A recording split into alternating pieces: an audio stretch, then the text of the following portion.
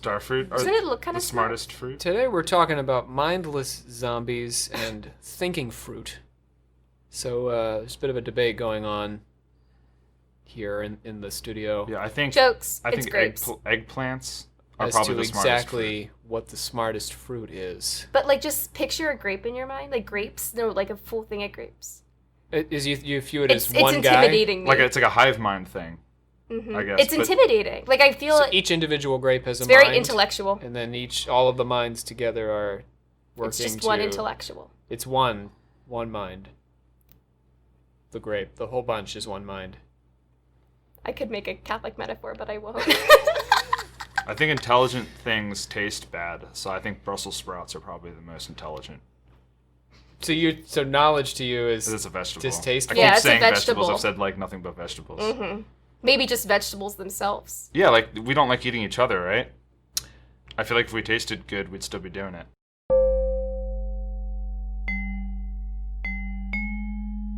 On today's episode, we are going to try and prove to you that fruits and vegetables, rocks and tennis rackets have minds. But we've got to start by figuring out just what exactly it is that separates us from zombies. Wait, are you saying that zombies exist? Um, It sounds like he's saying they exist. no, I'm not today is not that day. Theoretically, we are going to talk about theoretical zombies. Oh. Yeah, which we need to make sense of how we are not zombies. So I guess I'm saying zombies don't exist. Theoretically. And why they don't exist. Theoretical zombies exist.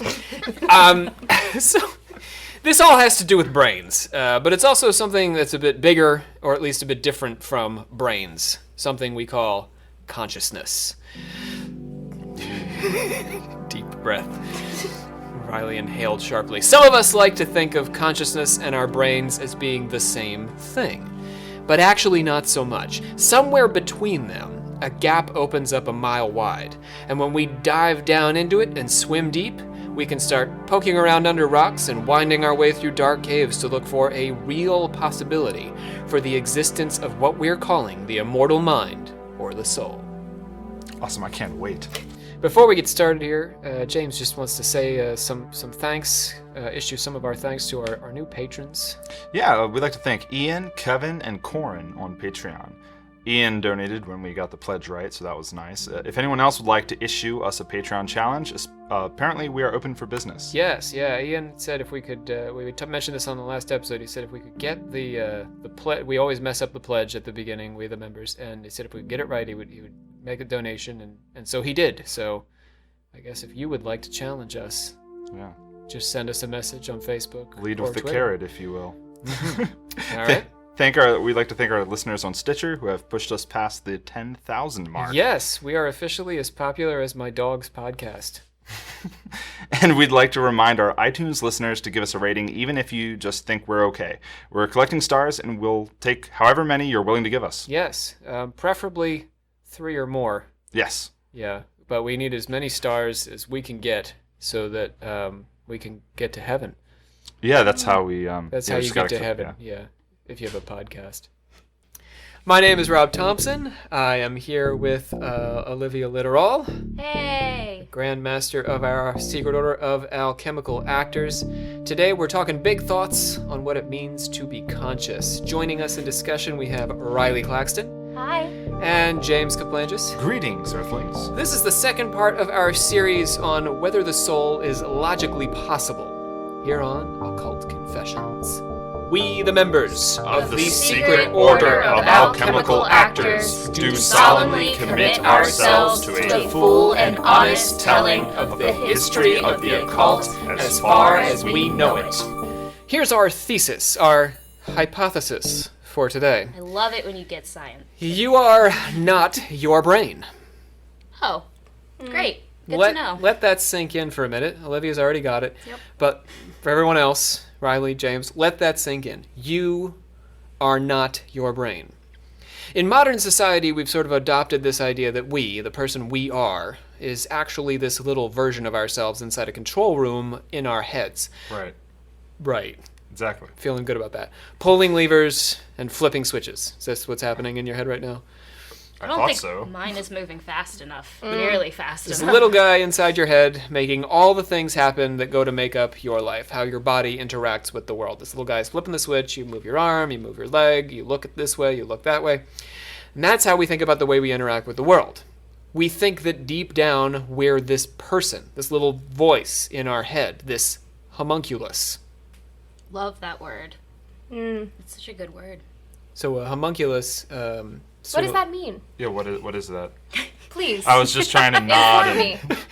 and like, oh yeah, homunculus. Yeah, I sort of preempted the question. I could see it on your faces. A homunculus is exactly what we're talking about here. It's this little being manipulating sort of inert matter to do as it pleases. So your body would be the inert matter that is manipulated by the little tiny homunculus voice or spirit. The body itself has no mind or spirit of its own. I am the homunculus. You are the homunculus, and you aren't your body. There's a separation there. Yeah. Which is why it's My new interesting when Instagram you, bio. Yeah, when are you bring not the your Kabbalah into it, and then you're like a channel for magical energy. So Cool. Maybe some of you can hear just how strange all of this sounds when I put it this way. James? Now that you say it, I guess I really should reevaluate my life. But yeah, they told me in elementary school that I was just a guy pulling levers in my head, telling my brain what to do to my body. And what did you say? I said, right on. That's how I'm going to think about it for the rest of my life until Rob tells me otherwise. Orthodox Greeks. did you go to public school? No. Let's start with a little Latin phrase that gives us a sense of where we got this idea in the first place. It's cogito ergo sum. It's the motto. Comes from René Descartes. Means I think, therefore I am. He lived from 1596 to 1650. That means he was just a little kid when Shakespeare died, but he was dead himself a year before Louis XIV took the throne in France and did things like, build Versailles and dance Casual. the ballet. He lived at the same time as Molière and Corneille, for my theater fans. It was the heyday of Europe's colonization of the Americas, pretty much in the space between the Renaissances and the Enlightenment. In addition to being a philosopher, he was also an astronomer. He was a scientist, even though we sort of didn't have a category for scientist at this point in history. And he was a mathematician. He is the inventor of modern geometry. Ew. I think that's really cool. PTSD. Yeah. Descartes' rule of signs, the Cartesian. You know what, what's it called? James? The Cartesian, what's it called? It's That's what we call it The in coordinate- the math tutor. That's what Bible. I called it. in the math, yes. James is a math fan. That you shouldn't need to say that. Math fan. He's a major dude, René Descartes, which is why he gets his own adjective, Cartesian, the Cartesian coordinate plane. With the X and Y axis. Right. It's good stuff. Ah. Like Aristotelian, Platonic, Marxist, all these are major dudes, get their own major dude adjective. In theater and performance, we have Brechtian. There's a big abstraction we also call Cartesian in addition to the Cartesian coordinate plane, and that abstraction is dualism. Ooh. Cartesian dualism. Ooh. And this, We need some music. you're the Cartesian fangirls. Yes. Ooh. We're one of the The woo groupie. girls. We're the woo girls. The woo girls. This is the idea Girls that Gone Wild I am for a Cartesian. mind and a body. I am both a mind and a body. I am not a mind-body or a body-mind. I am two things. It's a uniquely Western idea. It goes all the way back to the cogito argument. Descartes said that the only thing we can be sure of is that we think. I think, therefore I am. For all we know, we could just be brains in jars dreaming the world. Or as Descartes said, the world itself could be an illusion conjured by some mischievous demon or evil genius. What? Would that really be that bad, though? This is what Rob told his baby when I came into the world. Yeah, I just wanted to The let her origin know. story. Breaking down my universe right now. Before we This get world is started just an here, illusion. it's entirely possible that Before this we could get all be an started illusion. here. I mean, I've told you multiple times that this is all a hologram being projected from the moon by the reptilians. So you're We'll just, fit it into you're just every feeding episode. into what I already think. See if you can get them to bump us past 5,000 on Stitcher. I'm working on it, but they're really busy trying to eat us, so... Can we have a Patreon part of just we clip out all of the times she's mentioned reptilians throughout the podcast and we put it all together in one? That is an intensive job, Riley. I'm glad you volunteered to do that. Don't encourage me. Evil henchman! Yes, evil genius. I'd like to do something evil. Oh, what were you in the mood for? Well, what have you got? We could manipulate the weather What for? for global domination. A whole globe? Sounds like too much work. Oh, I've got it! I've got this brain I've been keeping in a jar. Let's make it think things that aren't really there. Is that evil? It's pretty evil. So everything that happens in the brain's imagination will be terrible, like an extended nightmare of horrors and pain? Well, some things will be painful, like falling off bicycles and getting dumped by your 8th grade girlfriend. Okay. But some things will be good, like ice cream and puppies. What? And some things are neither here nor there, like car tires and aluminum siding. But I don't think you're getting the evil part. None of it's real. None of it. At all. Okay, well, let's do that, I guess. Cool. If everything were made up by such a genius, how would we know? All we can know is that we know, that we think. I think, therefore I am. This leads us to make a kind of wild conclusion that many of us actually hold deep down, even though we're not aware of it. We think that we are not our bodies. Is that funny to you, Olivia? Philosophy after, no sleep is fun. Is philosophy. Yeah. Yeah, okay. We're not our bodies. If Got you it. lost an arm, are you still you? And me without an arm. You without an arm. What if you lost the use of your arms and your legs? Then someone needs to just take me out, because... No, don't say that, Olivia. You'd still be fun. I'd still hang out with you. What, Okay. what would we do, James? Just... Watch TV, I guess. You could I go could places. feed you. That sounds great. Riley's gonna feed me and Would James still be will watch us. TV. What if you were blind and deaf? Are you still you? You are. Yeah. What if you were born without a face? Oh. What do you mean? Like it's like by a that? more like Somehow you are blank from the neck up. like you're Just Am I blank. an X-Men? yeah. Sure. Yeah. The way you interact with the world is different. But But are you're not you different. still you? I would be different, maybe. But I guess are I would you? I would be conscious. Would you be not James? How do you define you what just James a is? Yeah, Yes. Rob, I need you to tell me what How I do you am. define? Tell me what I am now. In the Western world, we tend to think, yeah, I'm still me. Even without the arm, even without both arms, even without both legs, even without the eyes, even without the ears, there's still a me in there, inside this vessel. I'm not my body. But actually, you kind of are your body. If you were blind or became blind, or if you lost the use of a limb, this completely shapes the way you engage with and think about the world. Right.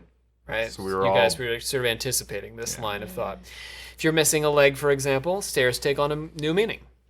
But also escalators and chairs and stools and shoes and soccer balls, which changes who you are, changes your identity. You would experience a soccer ball differently than someone with 2 legs. Your experience of the world becomes something new, which then makes you something new. So maybe you're not as separate from your body as we tend to think. Let me invoke the work of Alva Noe, one of my favorite contemporary philosophers. That's a great name. Yeah. Sounds like Smart a guy. philosopher. Elven. He argues in a book that I recommend to our listeners because it is very accessible. Not all of his books are necessarily very accessible. He is a philosopher after all. But he has a book called Out of Our Heads. And he argues in this book that consciousness arises through a joint operation between our bodies, our brains, and the world. He says we do well to think about the brain like a musical instrument. It's a great metaphor. The musical instrument doesn't create music on its own. He's talking about the brain here, not the body. The brain is the musical instrument. The brain does not act on its own. It needs a musician, a player. We play our brains as instruments that help us to engage with and make sense of the world. And our brains can't play themselves. Let's think about the act of seeing. We use our brains to make sense of our visual field, which we experience through the physical apparatus of our eyes. Our eyes, our body, are very specific organs that can see a certain depth and range of the world around us and a particular spectrum of colors. There are more colors than we can physically see, right? Just as there's more space than our eyes can see at a time. That's easier for us to grasp, right? Yeah. We don't see all the space around us. Like there's a whole bunch of space behind me right now that I can't see, but it's there. Because we're predators, we got eyes in the front of our face. Eyes in the front of our face that have limitations to them, which then shape the way I experience the world. They shape our conception of what can be seen and what it means to see. They don't do any thinking on their own, our eyes, but we can't think about sight or what it means to see without them. They shape vision. Our bodies determine the possibilities available for us to interact with and make sense of the world around us. One leg or two legs or three legs.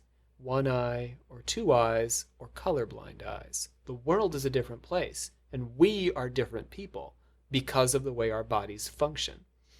They shape the way our brains understand. The same goes for the world our gaze falls on. What if we were seeing, but there was nothing to look at?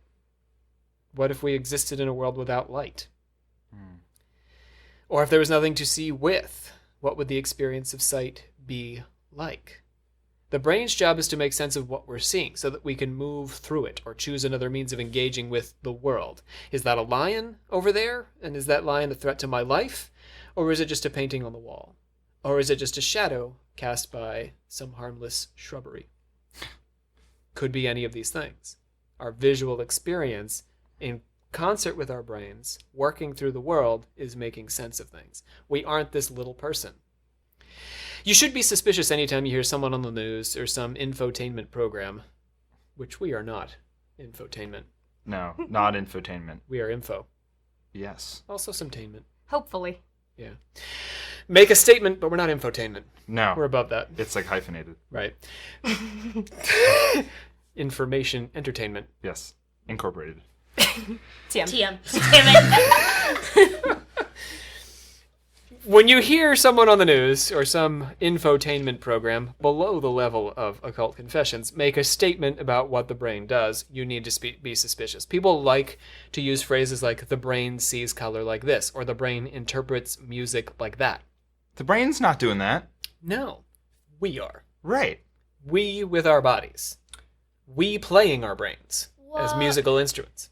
All right, let's shift gears. We're going to wind our way around to the theories of David Chalmers on the philosophy of consciousness. Major guy in the last 20, 30 years in the way we think about how the conscious brain works. Okay, but before we get to Chalmers, first we just talk about this guy, Francis Crick, who you may have heard of as the co-discoverer of DNA with James Watson, Rosalind Franklin, and Maurice Wilkins.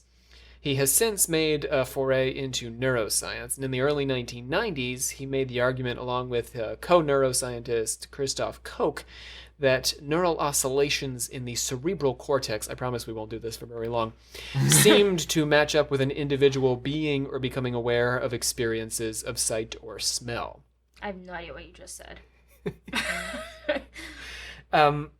It's a binding process is what they're trying to say. Binding is how we bring together separate ideas about an object into one thought.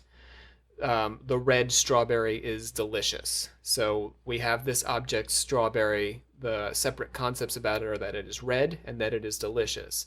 Binding happens in our brain in this way they're talking about with these neural oscillations to bring these thoughts together. So when we interact with the strawberry, those facts are available to us.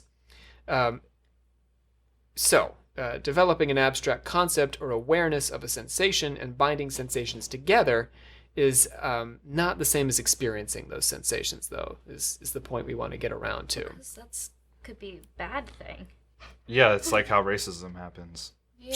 Absolutely. Yeah. Yes.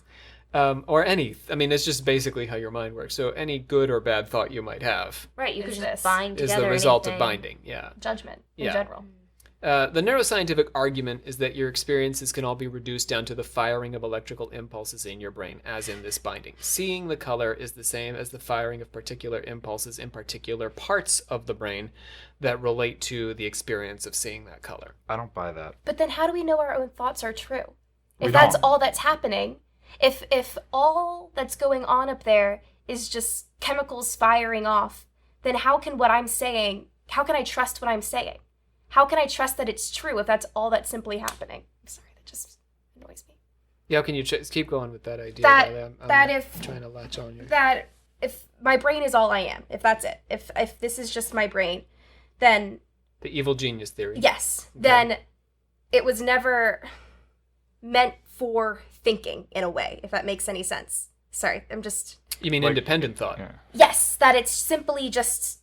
Organic it's matter doing simply its just thing. chemistry and, Yeah. and things firing off and chemicals. So you're saying, if how that's can you trust? so what how can you're- anything that I'm saying, how can I trust any of that to be true if this is simply just all that's happening? It's Well, like I don't think it's not true, because we ruminate and we make things up all the time about what we think people think about us and all that's Fine. not Yes. real and not based in reality or observations. But we do have a lot of reality that happens through our observations. But what I'm trying to say is, like, if I took your cup here and it's like expecting me to take that cup and spill it over, and it creates a map of this campus, if that makes any sense. It's just a bunch of stuff going on in here. So how can I trust any of that to be true, or what I'm talking about to make any kind of sense if that's all that's happening? Let's get see what if we you're can work our way around here. Yeah. Sorry. No, this is good. This is good. I'm going to borrow a bit from the philosopher Thomas Nagel here, who's one of my favorites. Also another favorite of mine. So this whole series, these are all my favorite philosophers. I love all of these guys. He says that the way we need to think about this is through the problem of water being H2O. So the neuroscientific argument is that electrical impulses are your thoughts. And Nagel says they are, but not in the way that water is H2O. So what is H2O? What does that mean? It's a chemical. Dihydrogen monoxide. Yes, 2 parts hydrogen, right? Yes, Yeah. 1 part oxygen is water. If you do that with molecules, you literally have water. Yeah, but Yeah. just the basic form of water, not water as we know of all the minerals and whatnot. in Well, it. fair enough, yeah. But the point he's making is that when you say water is H2O, that's correct. That is a correct statement. Both things describe the same thing. When you say that the firing of neurons in your brain is your thought, it's actually not the same thing. No, because you can observe that, right? Well, and because they're literally 2 different things. A physical event in your brain and the thought are not, right? You're thinking, and that's not the physical firing. They're not literally the same thing. There's an event happening in your brain, of course, when you're thinking, but that's not the same as the thought that you're having. The thought that you're having Yes. is your thought. It's in your head. It's not a firing. Do you see what I mean? Yes, Exactly. absolutely. So you can't They're even different. use the whole, like, your thought is just firing in your brain to prove that. Because you're proving yourself wrong by trying to prove the fact that that your thought is simply, that firing in your brain. Because you're saying that that's all it is. If that's all it is, then you're not, yeah. Even if there's a causal relationship between the firing of the neurons in your brain and the experience is not the same as the physical action in your brain. Let's take a moment for Mary. Okay. This is the Mary thought experiment. Hi, I'm Dr. Mary M. Nerdpants, neuroscientist and color expert. I know everything there is to know about what it's like to experience the color red. I've memorized a full list of things that are red and conducted complete chemical and subatomic analyses with reference to wave functions of how the color red manifests in the world. But here's the deal. Mary has lived all her life in a black and white laboratory and has never actually seen the color red. She knows everything there is to know about the color, but she doesn't know what it's like to see it. So one day, Mary finds her way out of the lab in an effort to complete her full study of the color red. Immediately, she encounters a big red balloon. She sees the color red for the first time, and it introduces new information, new knowledge and understanding into her life. Wow, I mean, it's just so red. So is seeing red the thought? Oh, it's like going to school and learning about business. But Well, I'm then once trying you're to- in it, the experience of it. Right, I'm trying to compare it to something which different. one is Something the brain different. and which one's the thought. The firing of the neurons, theoretically, is all this information that she Right. has about the color red. And then actually the thought is actually experiencing red Actually for the first experiencing it time. is a separate Yes. thing. Okay, right. There's something new, something different about Yeah. experience. Even though she knew everything about what it was like to see the color red, the experience of the color is adding something, changing something about her store of knowledge. There's something about experiencing things in the world that we can't reduce down to an explanation of the brain states those experiences cause. Mary knows everything about the neural firings that happen when you see the color red. She's memorized this stuff. It's in her head. But she doesn't understand the color red fully until she sees it. There's some new information she gets when she actually encounters the color itself. It happens all the time. It's just like, oh, well, you'll understand it. You just got to do it. Or you'll get Experience yeah. is the best teacher. That's It'll just like a push you in. common Yeah, saying. exactly. That's Knowing the brain state is not the same as knowing the color. This is what David Chalmers calls the hard problem.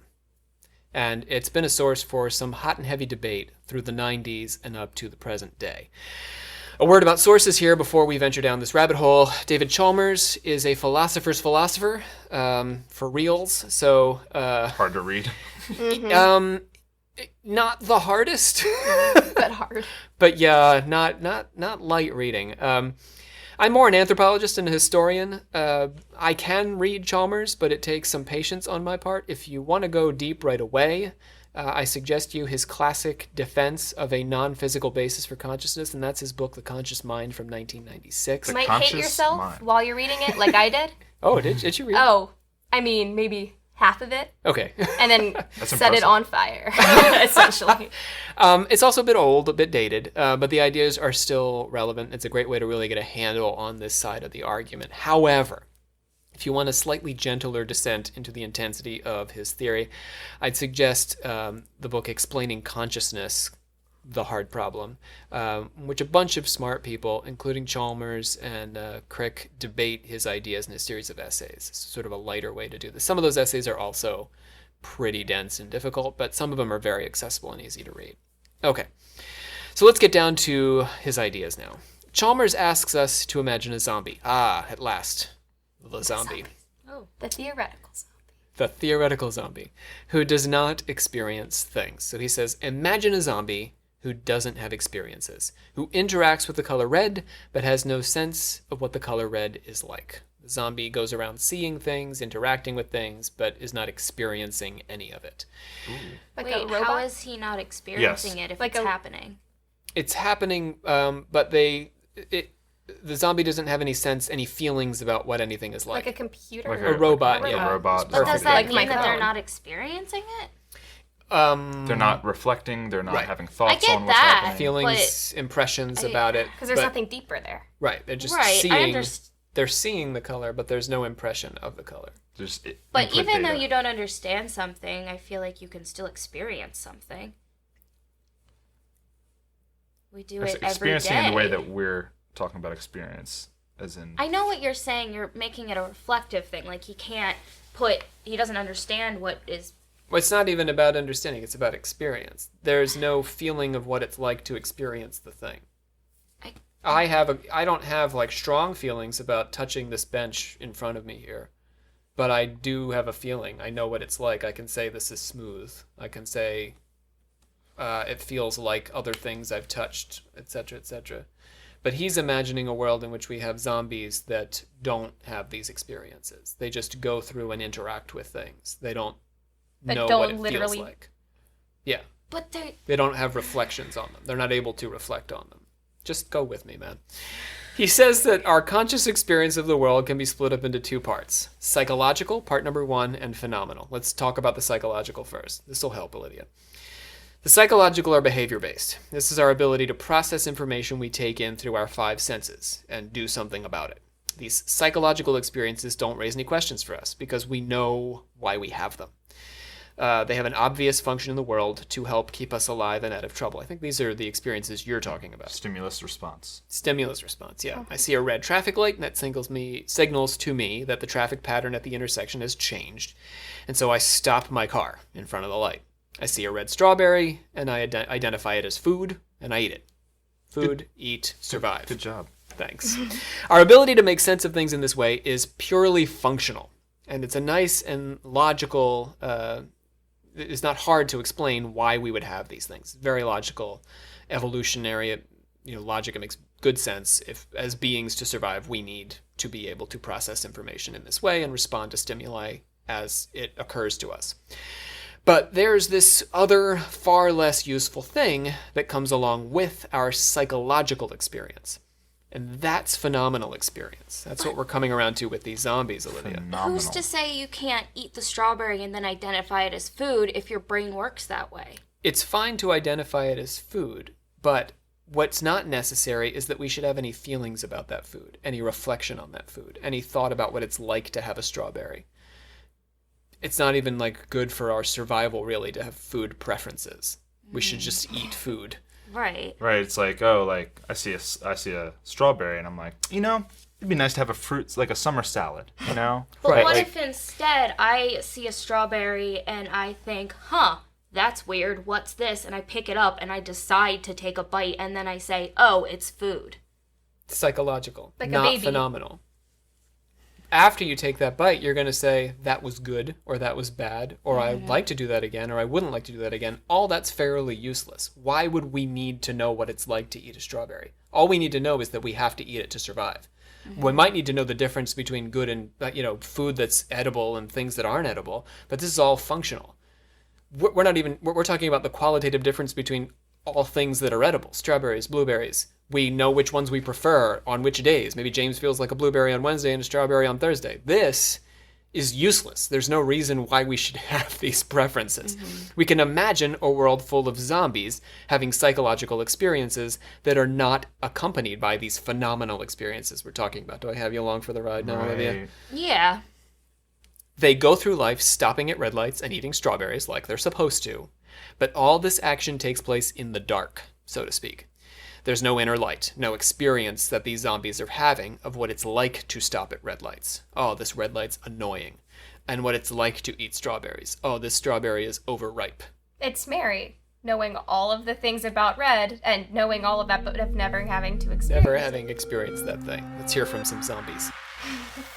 The life form sees the light. The life form stops the motor car when the light is red. Input, red. Output, stops the motor car. The life form sees the berry-like food item. The life form eats the berry-like food item.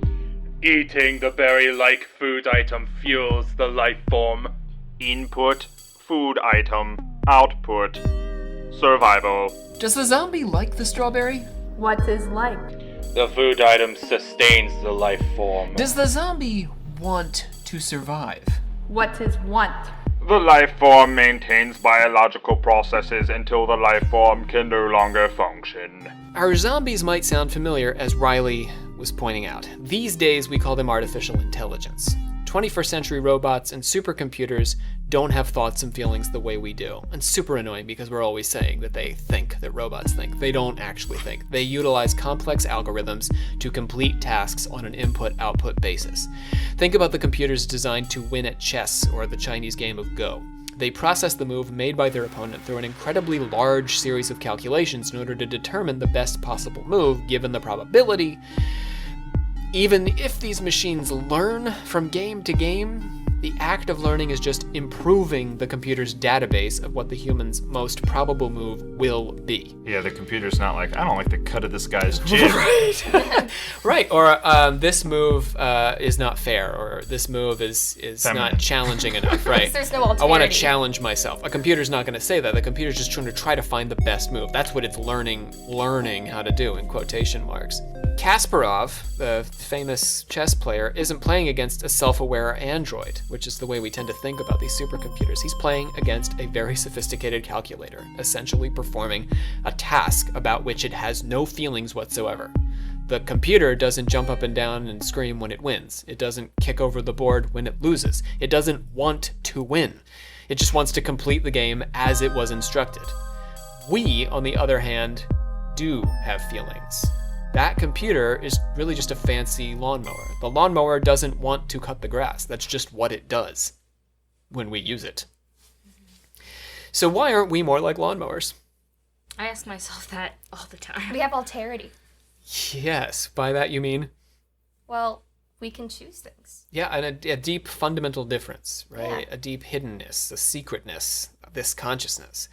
If we can function just fine as physical organisms, though, if we can survive in the physical world without experiencing anything, this alterity Riley speaks of, why would our design include this extra experience stuff? The explanation must rest somewhere outside the physical world. Dun, dun, dun. Dun, dun, dun, dun, dun. That's the Law and Order theme song. Never mind. Let's go through it in 4 steps. Step 1, we know it's true that we experience things, that we know what it's like to eat stuff and see stuff. Step 1. Step 2, it's logically possible to imagine a physical world functioning just fine without knowing what it's like to eat stuff and see stuff. That doesn't mean that we aren't eating stuff and seeing stuff. Those activities are necessary to our survival, but we don't have to experience them and have feelings about them. We don't have to know what it's like to do them. We just have to be able to do them. Step 3. So, facts about what it's like to experience stuff, like eating and seeing, must be somewhere beyond or outside of facts about the physical world. You see what I mean? I guess. It seems like, I don't know. We have these experiences that aren't helpful to us on a physical basis. We could get through as these physical zombies without these experiences. So that means that these experiences must have some meaning or purpose or role outside of the physical world, because we don't need them to interact with the physical world. Step 4, materialism is false. Our physical brains cannot fully explain our extra physical experiences. Riley's doing a dance, an extra physical experience dance. And so there must be some sort of unknown psychophysical laws. Metaphysical. Type of Psychophysical. Psychophysical. Psychophysical. So what could these laws be? Tracking these down is a truly complex and mysterious process. They could sit somewhere in the world of quantum mechanics, for example. Oh, please no. We're not going there today, Thank you. but we are going there eventually. Guys. The teeny tiny atomic and subatomic worlds that Olivia truly apparently loathes are afraid full of funky happenings that lead physicists to wonder if there are parallel universes, for example. So maybe the mystery of consciousness is somehow tied to those mysteries. Again, we're leaving that question for another day. The Mandela. You guys can come back and do quantum consciousness with me. Great. Today I want to close by considering one particular theory in the metaphysical and philosophical spirit of the criticisms that we've heard so far from Noe and Chalmers. And this is panpsychism. Any guesses on what panpsychism is? It's when you think everything at once. It sounds really painful, actually. It's my worst guess. Thanks. Thanks for putting the effort in. If pan normally means like All yeah. of the things. All. James is on the right track here. I'm a linguist. He's a cunning. is this like Oh no. are we all on the same I don't know. Wavelength? I'll just give it away. We're borrowing here from our last philosopher for the day, and that is William Seeger. Panpsychism is the argument that everything in the world and in existence is conscious. So, James, you were close, but Oh, sweet. yeah, not that we are having all thoughts at the same time, but that all things are able to think. This includes the traffic Suck light it, that we Olivia. talked about. It includes the strawberry that we talked about. It includes what did Olivia do? What did I do? You lost. I won. And now she can suck it. Every time James wins, apparently it's a loss for I you. didn't know we were competing. At I'm everything. trying to take your job. I told you you couldn't have it. So the strawberry is consciousness, the squirrel who eats the strawberry has consciousness, the coyote who eats the squirrel, everything has consciousness. Every step along the chain, from the tiniest atom on up, has some mental component to it. If it's living. No. No. Traffic lights, rocks, Everything. Tennis rackets. See, this is like literally one of my biggest fears. Ooh. Is that this is an actual thing, and this whole time we've been Ventriloquist's alive. dolls. We've just don't even go there. But like, yeah, this idea that like, what if like all of like every time I sit in this chair, what if this chair is like, F you, Olivia? Why'd you sit in me? Like, you know? All And the like more things reason feel to be sad when I good go to your the store and I don't stuff. pick them. Yeah. Yeah. I always thought that when I was little. I was like, oh, I feel so bad.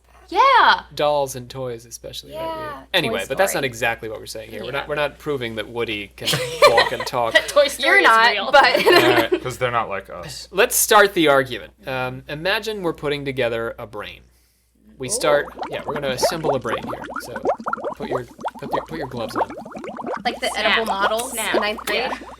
When you would like, you know, make like DNA models. Brain models. Oh yeah, but We this can- will be we more can bring fun. out some. Yeah, it's gonna be really fun. I want to Less make a popsicle real brain. sticks. Okay, let's start real small with a tiny amoeba-sized brain. Little microorganism. It certainly isn't conscious the way we are. Amoebas have little brains. They do little amoeba things. I guess we wouldn't call them brains, but you know they're able to accomplish tasks, and there's some sort of They have functioning organs, they're functional. Yeah. organelles. So, and we, theoretically, evolutionarily, began as these microorganisms. It's difficult to imagine that amoeba having preferences or experiences the way we do, though. So let's just add a little bit, just a little bit, to that brain, and we get something like algae. Ooh. Your favorite Bloom. blooming sea organism? Loves. Yep. Water Maybe not my organism? favorite, but it's up there. Does, 10. Does algae top 10? Does algae have likes? I look forward to hearing that list. Does algae have likes and dislikes? They like the sun. Does it have a crush on the cute starfish though? I hope so. Does it prefer this tide pool to that tide pool? No, because they're not as egotistical as us. Right, but you're right, James. To a certain Materialism. extent, plants do have more, or algae as a kind of photosynthesizing being, right, has preference for the sun, but not to the degree that we have preferences. So let's go back and let's go back to the laboratory and add just a bit, just a little bit more to our hypothetical brain. We get an oyster. Any preferences yet? You know, I'm thinking about this preferences stuff. I feel like they do have preferences. I feel like if they didn't have preferences, especially plants and stuff, we'd be able to, you know, accurately guess everything that they would do. Or like an amoeba, we know the track it's going to take across our microscope. If they don't have preferences, They have It's tiny little all preferences. Functional. Yes. They do. They have tiny preferences. We're like, what are you doing, dude? Not What are you nearly doing, on the little amoeba? complexity of ours, right? Yeah. So as we move from algae to oyster to crab to rockfish through the entire Chesapeake Bay's ecosystem, this is for our local Maryland listeners, Terrapin the heron. At what stage do we say a creature now is conscious, though? So as James is talking about, there may be preferences, but functional preferences. When do we have consciousness? Which of these creatures is then conscious? At what point do we say the creature has become conscious? Or woke, as we like to say. Right. When does it become woke?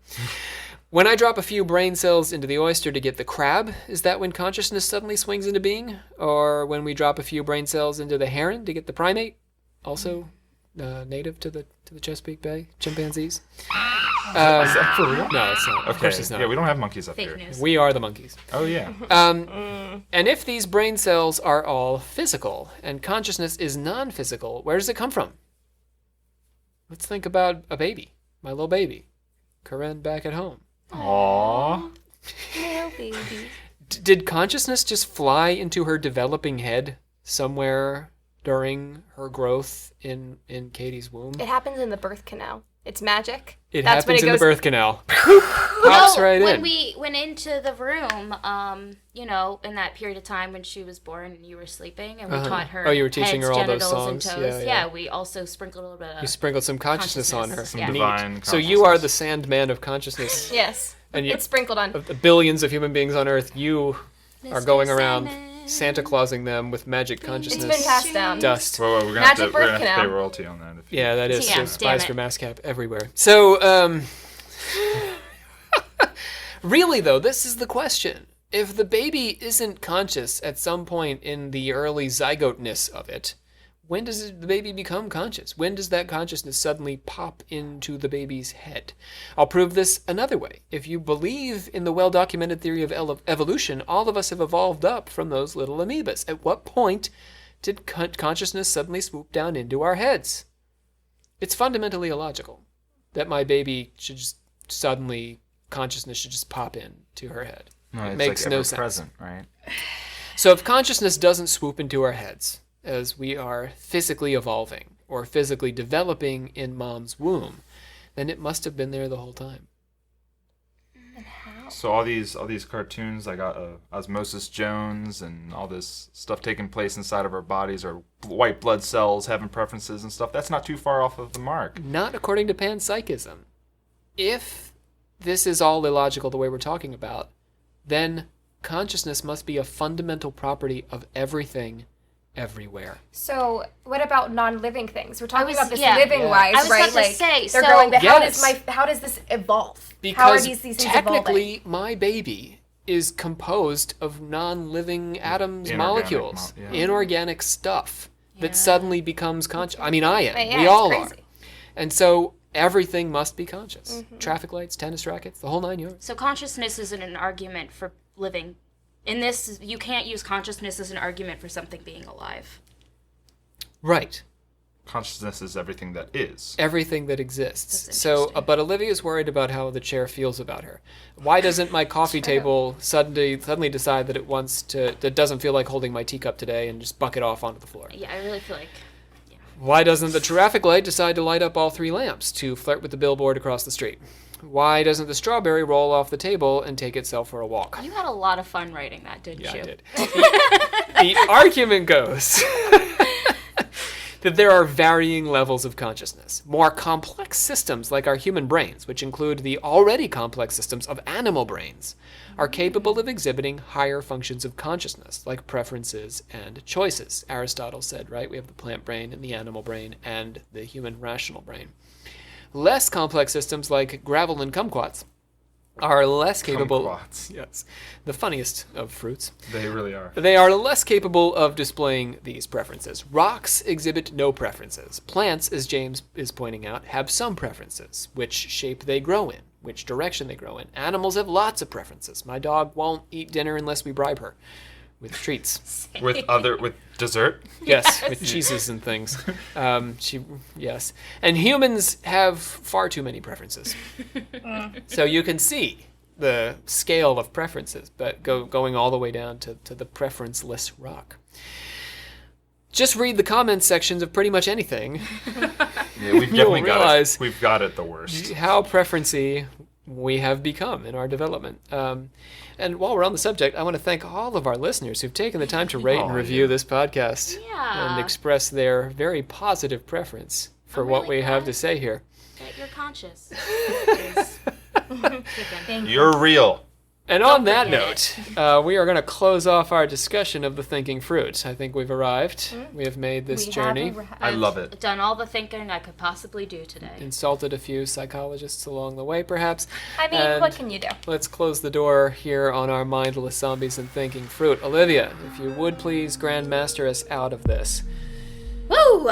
I hereby adjourn and declare closed this meeting of the Secret Order of Alchemical Actors until such a time as we get together and do it again. That's right. We encourage you, if you've been fascinated by the things that we've been saying, as we have been fascinated by sharing them and discussing them with you, to subscribe to this podcast, to visit our website, www.occultconfessions.com. Olivia, they can reach us on social media how?